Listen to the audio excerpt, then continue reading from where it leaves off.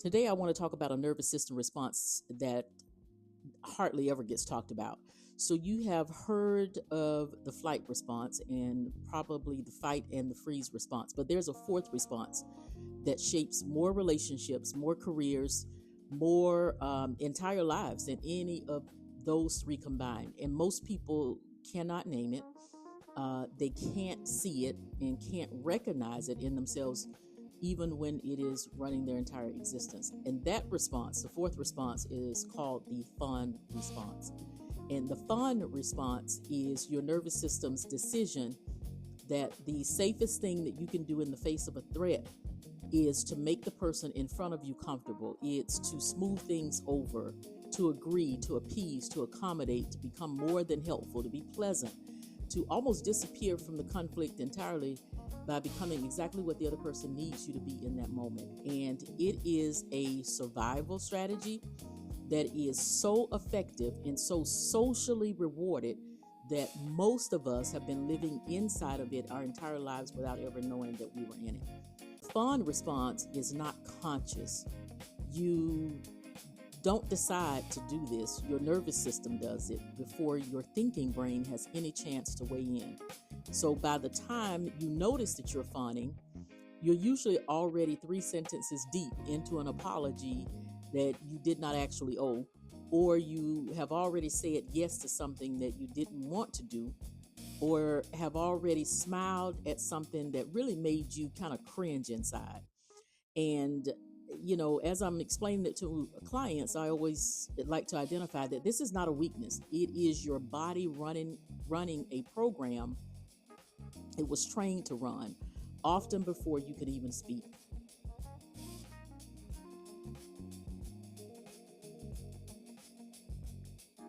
The fawn response develops in specific environments. It develops when a child cannot fight, when a caregiver is too big, too powerful, or too necessary. It develops when a child cannot flee, they can't run. There is nowhere to go, nowhere safe to go, at least. It develops when freezing has already been tried and didn't work. So the anger, the disappointment, the tension in the environment kept coming anyway. So the child unconsciously tries something else. They become useful, they become quiet, good, they become whatever the caregiver seems to need, whether that's happy, entertaining, invisible, high achieving, low maintenance, depending on which version keeps the peace. And it works. And that's the tragedy underneath the fawn response. It works. It keeps the child safer than they would have been otherwise. It buys them love, or at least a version of love. It reduces the immediate danger. So the nervous system learns that that is what safety looks like. That is what love looks like. That is what I have to do to stay connected to the people that I need. And decades later, that same nervous system is still running that same program with a partner, with a boss, with a friend, with a stranger in a coffee shop. Every single time it perceives even a whisper of threat or disapproval or disappointment from another human being, it runs. And if you learned that being full of yourself was too much, if you learned that other people's comfort had to come before your own, or if you learned that anger, disappointment, or disagreement from adults was dangerous, then your nervous system may have chosen the fawn response as your default survival strategy. And you may have been living inside your entire life without even knowing it.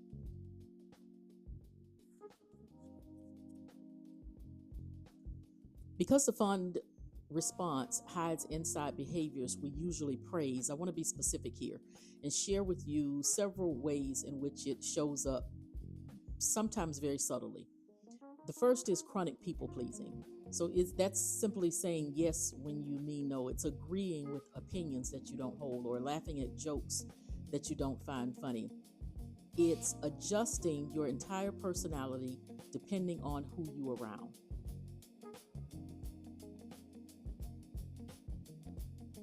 The second is over apologizing, and that's apologizing for things that were not your fault. It's apologizing for taking up space, or apologizing for having needs. It's apologizing in so many ways for just existing. And then there's over explaining, feeling the need to justify every decision, every no, every boundary, rehearsing conversations before they happen, preparing defenses for things that you've not even been accused of. The next is difficulty knowing what you actually want. When someone asks where you want to go for dinner, you genuinely cannot access an answer because you've spent so long attuning to what others want that your own preferences have gone quiet. The next is preemptive helplessness, and that's doing things for people before they ask, not from genuine generosity, but from anxiety, from the belief that if you do enough, they will not leave, they will not be angry, they will not withdraw. Managing everyone else's emotions is the next one. It's feeling responsible for how the people around you feel. It's adjusting your behavior to prevent their bad moods or absorbing their stress like it is your own. Difficulty tolerating conflict. This one is even minor agreements feel dangerous. You feel a collapse of a boundary, apologize for something that you didn't do, or completely abandon your own position just to make the discomfort stop. And then there's the pattern of relationships where you give more than you receive. And that could be with friends, partners, colleagues who take, while you quietly resent them and at the same time worry that they'll leave. If more than 3 of those just describes your daily life, your nervous system may be running the fawn response as your dominant survival strategy. And I promise you, you're not alone.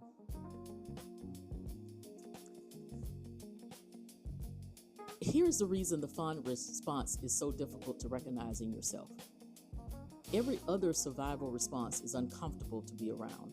If you are fighting, people notice. If you are feeling or fleeing, people notice. If you are frozen, people notice. But if you're fawning, people love it. They love that you are agreeable. They love that you never make waves. They love that you always help. They love that you are so easy to be around and that you never complain. You get rewarded, praised, even promoted, chosen, and admired for a nervous system response that is quietly costing you everything. The fawn response is the only survival strategy the culture actually celebrates. And this is why so many high-achieving people are chronic fawners. You have been rewarded for it your entire life. Your career may have been built on it. Your relationships may be maintained by it. Your sense of yourself as a good person may be entirely dependent on it. Which means that seeing this pattern and beginning to interrupt it can feel like a small kind of identity death. Because underneath the pattern is a question most fawners have never let themselves ask, and that is, who am I? If I am not the person who takes care of everyone else, who am I?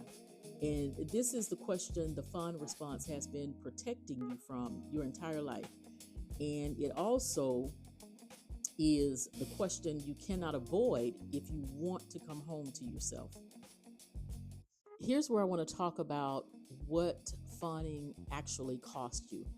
Because if I don't, then you may not realize that you're actually paying a cost for it.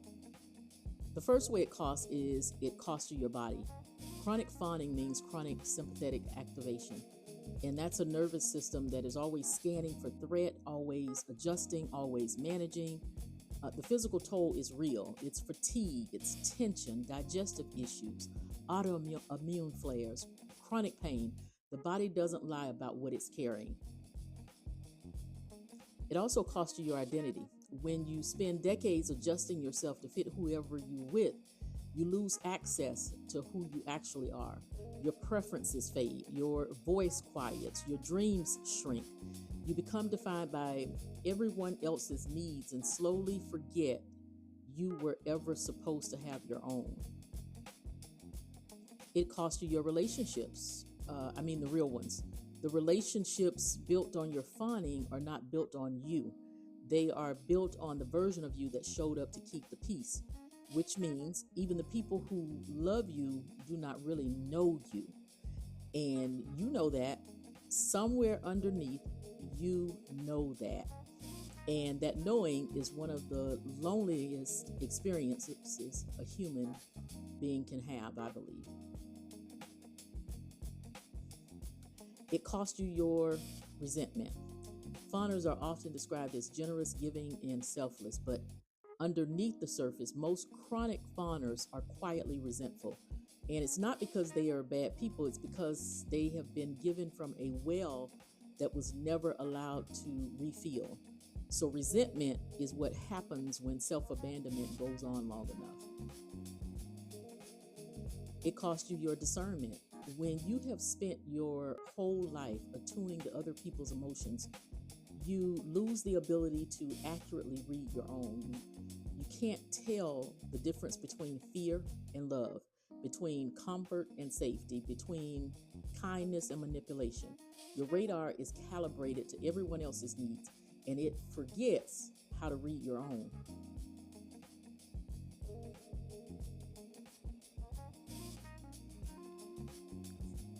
I want to offer you 4 invitations, and these are just things to begin noticing this week.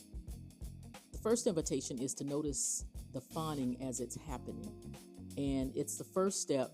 It's not stopping the fawn response, it's seeing it. So notice when you say yes too fast, or notice when you apologize for something you didn't do. You can also notice when you feel your body agree to something before you've even had a chance to think about whether you actually agree. And I want you to pause in trying to judge it. Don't try to correct it, just notice, because again, awareness always comes before change. The second invitation is to practice the pause. Chronic fawners respond too fast. The fawn response is designed to anticipate a threat, which means it moves before your thinking brain can catch up. So begin practicing the pause. When someone asks you something, try saying something like, "Let me get back to you on that." Even if you think you would have said yes, even if you know the answer, I want you to begin to practice the pause, because the pause is where your actual voice lives. It's not in the reflex, it's in the pause. The third invitation is to notice what happens in your body when you disappoint someone. And this, again, is a difficult one because for chronic fawners, disappointing another person can feel physically unbearable. The body floods with panic. The stomach tightens, the chest constricts. The impulse to fix, to apologize, to over-explain, it kicks in almost immediately. And I want you to notice all of that without acting on it. Sit with the discomfort of having disappointed someone without immediately racing to smooth it over. That discomfort is your nervous system relearning that another person's disappointment doesn't actually mean you are in danger. And that lesson alone, practiced consistently, is what begins to rewire the pattern itself. And then the fourth invitation is to begin to have preferences. Start with the small things. Choose the restaurant, the movie. Say what you actually think about the book. Order what you actually want instead of what is the easiest. And these might sound like small things, but they are not nothing. Every small preference you name is a signal to your nervous system that your voice is allowed to be in the room. And over time, over many small moments, that signal begins to change things. If you recognize yourself in any of this video around a discussion of identifying fawning, then I want you to know that you're not manipulative. You are not fake. You're not a doormat. You're not weak. You are a person whose nervous system learned a specific strategy for staying safe in a world that once required it. And you've been using that strategy so long that you forgot it was ever a choice. The fawn response saved you. At some point in your life, it kept you connected to people that you needed. Deuce conflict, you could not have survived. It brought you love, safety, and belonging in ways nothing else could. And you don't have to be ashamed for that. You don't have to be judgmental. You just have to notice without judgment that you may not need it anymore. That the environment you are in now may be safer than the one that first shaped fawning itself. And that the people in your life today may be able to handle your actual voice, your preferences, or your boundaries. At least some of them will, and some of them will not. And that will tell you something important about who belongs in your future. But the ones who love the real you, the ones who earn the real you, those relationships are the ones worth building the rest of your life around. And the problem is, though, is that you can't build them until you stop performing the version of yourself that fawning made you from the beginning.